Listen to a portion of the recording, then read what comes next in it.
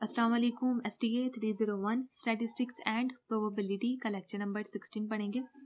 Lecture 1 में मैंने आपको बताया था कि स्टैटिस्टिक की 2 मेन कैटेगरीज हैं, एक डिस्क्रिप्टिव स्टैटिस्टिक, दूसरा इन्फ्रेंशियल स्टैटिस्टिक। और फिर मैंने आपसे कहा था कि हम पहले 15 लेक्चर्स में डिस्क्रिप्टिव स्टैटिस्टिक पढ़ेंगे, अगले 15 लेक्चर्स में हम प्रोबेबिलिटी पढ़ेंगे और जो लास्ट 15 लेक्चर्स हैं वहाँ हम इन्फ्रेंशियल स्टैटिस्टिक पढ़ेंगे। तो लेक्चर 15 तक हमने डिस्क्रिप्टिव स्टैटिस्टिक को स्टडी किया है, यानी कि अभी तक हम सिर्फ डेटा को डिस्क्राइब करते आ रहे हैं। हमने पहले 15 लेक्चर्स में सिर्फ यही पढ़ा है कि हमने अपने डेटा को किस तरह डिस्क्राइब करना होता है डिस्क्रिप्टिव स्टैटिस्टिक में। आज हम लेक्चर 16 से ऑनवर्ड 30 लेक्चर्स तक हमारी डिस्कशन रहेगी प्रोबेबिलिटी के ऊपर, ठीक है। तो लेक्चर 16 में हम सेट्स के बारे में पढ़ेंगे, सेट्स के बारे में हम थोड़ा इंट्रोडक्शन देखेंगे। तो पहले देखते हैं सेट की डेफिनेशन क्या है। सेट एक well defined collection of objects होता है। फॉर एग्जाम्पल यहाँ पे देखें स्टूडेंट्स का अगर एक ग्रुप है, हमारे पास 4 स्टूडेंट्स हैं ABCD।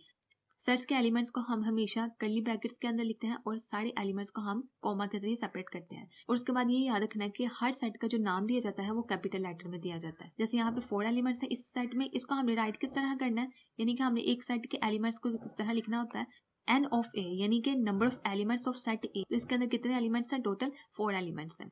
एक सेट को 2 वेज में स्पेसिफाई किया जाता है, एक यहाँ पे रोस्टेड मेथड, दूसरा यहाँ पे बिल्डर और रूल मेथड। इनमें डिफरेंस क्या है कि जो रोस्टर मेथड है इसमें जो भी हमारे पास सेट्स के एलिमेंट्स हैं उनकी एक लिस्ट दी जाती है सिंपल, यानी कि इस मेथड में किसी भी तरह को कोई भी रूल या कोई रिस्ट्रिक्शन नहीं होती, ठीक है। सेट्स को बनाने के लिए सिंपल हमने वैल्यूज को बस लिख देना होता है, एक लिस्ट बना दी होती है हमने एलिमेंट्स की। तो लेकिन सेट बिल्डर और रूल मेथड में क्या होता है कि यहाँ पे हमें रूल्स बताए जाते हैं, हमें एक रिस्ट्रिक्शन दी जाती है कि आपने इन रूल्स को फॉलो करते हुए सेट्स बनाना है, ठीक है। फॉर एग्जाम्पल यहाँ पे देखें, यहाँ रिक्वायरमेंट है कि आप ऑड नंबर्स का एक सेट बनाएं और रूल्स क्या है कि वैल्यूज जो है वो 12 से लेस होनी चाहिए। तो हम उसके अकॉर्डिंग जितने भी ऑड नंबर्स हैं हमारे पास 12 से लेस उसका हम यहाँ पे सेट बनाएंगे, ठीक है। तो सिंपल आप याद रखना है कि रोस्टर मेथड में हमारे पास रूल्स नहीं होते, जबकि सेट बिल्डर या रूल मेथड में यहाँ पे हमारे पास रूल्स होते हैं। तो अब यहाँ पे कुछ पॉइंट्स हैं नोट करने वाले। सबसे पहले है कि size of a set doesn't matter, कि किसी भी सेट का साइज मैटर नहीं करता, यानी कि वो सेट जो है वो फाइनाइट भी हो सकता है, इनफाइनाइट भी हो सकता है सेट। फॉर एग्जांपल अगर हमने ऑल इवन नंबर्स का एक सेट बनाना है, क्योंकि अगर हमने सारे इवन नंबर्स का सेट बनाना है तो वो इनफाइनाइट नंबर्स होंगे, ठीक है। तो उसके बाद है कि एम्प्टी सेट जो होता है वो एक फाइनाइट सेट होता है, ये भी आपने याद रखना है। उसके बाद यहाँ बताया गया है कि अगर एक सेट किसी दूसरे सेट के एलिमेंट्स को कंटेन करता है तो वो सेट जो होता है वो सबसेट होता है दूसरे सेट का। उसके बाद है यहाँ पे प्रॉपर सबसेट। प्रॉपर सबसेट हमारे पास क्या है कि B is subset of A and B is not equal to A। अगर B जो है वो A का सबसेट होगा, सबसेट हम किसे कहते हैं? जिसके वो एलिमेंट्स को अपने अंदर कंटेन कर होता है, लेकिन सारे एलिमेंट्स को कंटेन नहीं करता, उसके सिर्फ कुछ एलिमेंट्स को अपने अंदर कंटेन करता है, इसलिए हम उसको उस सेट का सबसेट कहते हैं। लेकिन वही यहाँ बताया गया है कि B A के इक्वल नहीं होता, ठीक है। ये सिर्फ कुछ एलिमेंट्स को कंटेन करता है, इसके सारे एलिमेंट्स को कंटेन नहीं करता, इसलिए ये इक्वल नहीं होता। तो B जो है ये हमारे पास प्रॉपर सबसेट है A का। यूनिवर्सल सेट में एक सेट के जितने भी पॉसिबल एलिमेंट्स होते हैं उसको कंटेन किया जाता है, ठीक है। तो यूनिवर्सल सेट को या तो हम S से डिनोट करते हैं या फिर ये जो हमारे पास ग्रीक सिंबल है इससे भी हम उसको डिनोट करते हैं। तो यहाँ पे एग्जांपल है, इस एग्जांपल में हमने क्या करना है कि हमने सबसेट्स निकालने हैं इस सेट A के। सेट A है, इसके अंदर हमारे पास 3 एलिमेंट्स हैं 1 2 एंड 3। इसके अब हमने सबसेट किस तरह फाइंड करने हैं कि इसके लिए ये वाला फॉर्मूला है 2 raise to the power n।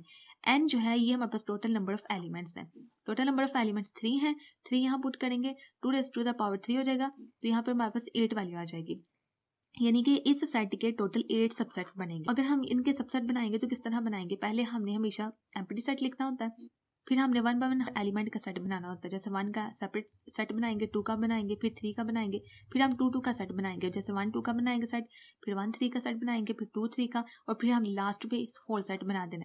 Venn diagram हमारे पास एक पिक्टोरियल वे होता है, ये जो है ये रिप्रेजेंट करता है सेट्स को। किस तरह करता है कि वेन डायग्राम सबसे पहले तो हम एक रेक्टेंगल बॉक्स बनाते हैं, उस रेक्टेंगल के अंदर हम सर्कल बनाते हैं, यानी कि वो सर्कल बनाया जाता है सेट्स को शो करने के लिए। जितने हमारे पास सेट्स होंगे उतने हम उस रेक्टेंगल के अंदर सर्कल्स को बनाते हैं। दोनों सेट्स डिसजॉइंट है। डिसजॉइंट किस तरह है? क्योंकि इन दोनों के सेट्स के अंदर जो एलिमेंट्स हैं वो एक दूसरे से मैच नहीं कर रहे, ठीक है। अगर तो वो मैच करेंगे तो उनके सर्कल्स एक दूसरे से जॉइंट होंगे। अब यहाँ पे जो दोनों सेट्स हैं ये जॉइंट सेट्स हैं। किस तरह के? सेट A में जो एलिमेंट्स हैं ये जो इसका पार्ट है सेट बी का, ये जो पार्ट है, इन दोनों के एलिमेंट्स यहाँ पे सेम है, यहाँ पे ए के एलिमेंट डिफरेंट है, यहाँ पे बी के एलिमेंट डिफरेंट, लेकिन ये जो इनका जॉइंट है सर्कल यहाँ पे दोनों के सेम है, ठीक है। तो इस तरह हम वेन डायग्राम बनाते हैं। अब हम देखेंगे कि सेट्स के ऊपर कौन कौन से ऑपरेशन किए जाते हैं। जैसे यूनियन का ऑपरेशन किया जाता है, जब हमें यूनियन फाइंड करना होता है तो उसको हम यू से डिनोट करते हैं। इंटरसेक्शन को फाइंड करना है तो हम उसको इस तरह डिनोट करते हैं। लेकिन अगर हमें डिसजॉइंट सेट्स को फाइंड करना है, डिसजॉइंट सेट्स में हमारे पास कोई भी एलिमेंट्स कॉमन नहीं होते, ठीक है। जैसे यहाँ पे देखें, ये जो है ये दोनों डिसजॉइंट सेट्स हैं, दोनों के एलिमेंट्स कॉमन नहीं है, सेम नहीं है। इसी तरह हमारे पास ऑपरेशन होता है सेट डिफरेंस का। हमने सेट्स का डिफरेंस फाइंड करना है तो वो किस तरह करेंगे, अगर हमारे पास दो सेट्स हैं ए और बी, तो हम इस तरह माइनस लगा के उनका डिफरेंस फाइंड करेंगे, यानी कि बी के जो एलिमेंट्स हैं, बी के एलिमेंट्स जो ए के अंदर हैं उनको हम निकाल देंगे ए एलिमेंट से। इसी तरह कॉम्प्लीमेंटेशन अगर हमने किसी सेट का फाइंड करना है तो वो किस तरह करते हैं, हम जो हमारे पास यूनिवर्सल सेट होता है उसमें से हम उसको निकाल देते हैं, ठीक है। इस तरह हम कॉम्प्लीमेंटेशन फाइंड करते हैं। उसके बाद अब हम कुछ लास्ट देखने लगे हैं। कम्युलेटिव लॉ में पोजीशंस को चेंज करने से वैल्यूज सेम ही रहती हैं। जैसे यहाँ पे देखें ए यूनियन बी है, लेकिन अगर हम बी का यूनियन ए से लेंगे तो फिर भी दोनों की वैल्यू सेम आएंगी। इस तरह ए इंटरसेक्शन बी है, लेकिन अगर हम बी इंटरसेक्शन ए लेते हैं, बी पहले आ जाएगा ए बाद में चला जाएगा, तो दोनों की वैल्यूज फिर भी सेम रहेंगी, ठीक है। यानी कि क्यूमुलेटिव पोजीशन चेंज करने से वैल्यूज चेंज नहीं होती, सेम ही रहती हैं। उसके बाद एसोसिएटिव लॉ, अगर हम ब्रैकेट्स को चेंज करेंगे तो फिर भी ये एक दूसरे के इक्वल ही, जैसे कि यहाँ पे ब्रैकेट के अंदर है ए यूनियन बी और बाहर यूनियन सी, यानी कि पहले इन दोनों का यूनियन लेंगे फिर सी से यूनियन लेंगे, तो ये इक्वल है। अगर हम बी का यूनियन पहले सी से ले लें फिर ए से ले लें। इसी तरह इंटरसेक्शन में भी ब्रैकेट्स को चेंज करने से वैल्यूज इक्वल ही रहती हैं।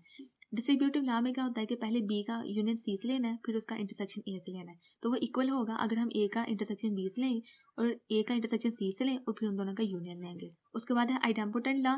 इसमें क्या होता है कि अगर हम ए का यूनियन ए से ही लेंगे तो हमारे पास ए ही आएगा, ठीक है। इसी तरह ए का इंटरसेक्शन ए से ही लेंगे तो हमारे पास ए सेट ही मिलेगा हमें। आइडेंटिटी लॉ में क्या होता है कि अगर हम ए का यूनियन यूनिवर्सल सेट से लेंगे तो हमारे पास यूनिवर्सल सेट आ जाएगा। इसी तरह ए का अगर हम इंटरसेक्शन यूनिवर्सल सेट से लेंगे तो हमारे पास ए सेट आएगा। तो अगर हम ए सेट का यूनियन एम्प्टी सेट से लेंगे तो हमारे पास ए आ जाएगा, अगर ए का इंटरसेक्शन एम्प्टी सेट से लेंगे तो हमारे पास एम्प्टी सेट आ जाएगा। इसी तरह कॉम्प्लीमेंटेशन लॉ में क्या होता है कि अगर हम ए का कॉम्प्लीमेंट लेते हैं फिर उसका यूनियन ए सेट से लेते हैं तो हमारे पास यहाँ पे यूनिवर्सल सेट आ जाएगा। अगर हम यूनिवर्सल सेट का कॉम्प्लीमेंट लेते हैं, यूनिवर्सल सेट में से यूनिवर्सल सेट निकालते हैं तो हमारे पास यहाँ पे एम्प्टी सेट आ जाएगा। उसके बाद यहाँ पे डिमॉर्गन लॉ। डिमॉर्गन लॉ में क्या होता है कि पहले हमने ए यूनियन बी लेना होता है फिर उसका होल कॉम्प्लीमेंट लेना होता है, और वो इक्वल होता है अगर हम ए का कॉम्प्लीमेंट लें और फिर उनका इंटरसेक्शन लें बी के कॉम्प्लीमेंट से। पार्टीशन सेट्स में क्या होता है कि एक हमारे पास सेट होता है, उसके हमने इस तरह पार्टीशन करना होता है कि जो हमारे पास सेट्स आते हैं वो एक दूसरे से डिसजॉइंट होते हैं, ठीक है। जैसे देखें, अगर हमारे पास ए सेट है, इसका अगर हम सब डिवाइड करते हैं, इसके अगर हम पार्टीशन करते हैं तो इस तरह करेंगे कि दोनों सेट्स जो है वो डिसजॉइंट होंगे, यानी कि दोनों के एलिमेंट्स एक दूसरे से मैच नहीं होने चाहिए। अब हम यहाँ पे देख लेते हैं कार्टेशियन प्रोडक्ट ऑफ सेट।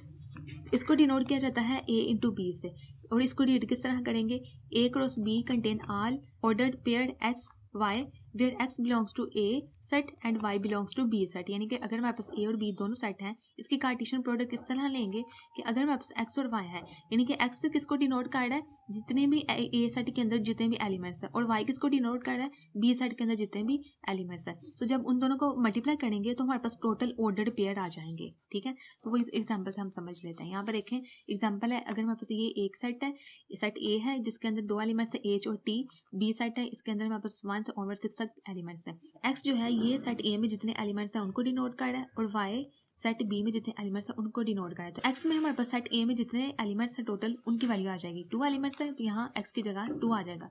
यहाँ पे वाई में हमारे पास क्या आएगा, सेट बी में जितने टोटल एलिमेंट्स हैं, यहाँ टोटल 6 एलिमेंट्स, यहाँ पे 6 आ जाएगा। इन दोनों को मल्टीप्लाई करेंगे तो 12 आ जाएगा, यानी कि टोटल अब इन दोनों सेट्स में टोटल हमारे पास 12 ऑर्डर्ड पेयर्स बनेंगे। वो किस तरह बनेंगे कि अगर हम इन दोनों का कार्टेशियन प्रोडक्ट लेंगे तो कार्टेशियन प्रोडक्ट किस तरह लेंगे, ए इंटू बी। पहले क्या करेंगे कि सेट ए में जितने एलिमेंट्स हैं उनको 1 बाय 1 सेट बी में जितने एलिमेंट्स हैं उन सबसे हम मल्टीप्लाई करेंगे। इस एज को सेट बी में जितने एलिमेंट्स हैं उनको 1 बाय 1 सबसे हम मल्टीप्लाई करेंगे। तो पहले हम एज को अगर 1 से करेंगे तो हमारे पास एक सेट ये आ जाएगा एज 1, फिर इसी तरह एज यहाँ पे 2, एज 3, एज 4, एज 5, 6 इस तरह आ जाएंगे। फिर उसके बाद हमने जो सेकेंड एलिमेंट है सेट ए का सभी एलिमेंट से मल्टीप्लाई करना है बी सेट के। तो इस तरह यहाँ पे हमारे पास टोटल 12 ऑर्डर पेयर्स आ जाएंगे, ठीक है, कार्टेशियन प्रोडक्ट लेने से। उसके बाद आपने ये नोट करना है कि अगर हम सेट ए का कार्टेशियन प्रोडक्ट लेते हैं बी से, ए इंटू बी करते हैं, लेकिन वो बी इंटू ए के इक्वल नहीं होगा, ठीक है। यानी कि अगर हम सेट ए को मल्टीप्लाई बी से करते हैं تو اگر ہم بی کو ملٹیپلائی اے سے کرتے ہیں تو دونوں کی ویلیوز ایکول نہیں آئیں گی, سیم نہیں آئیں گی. For more video subscribe to my channel. اللہ حافظ.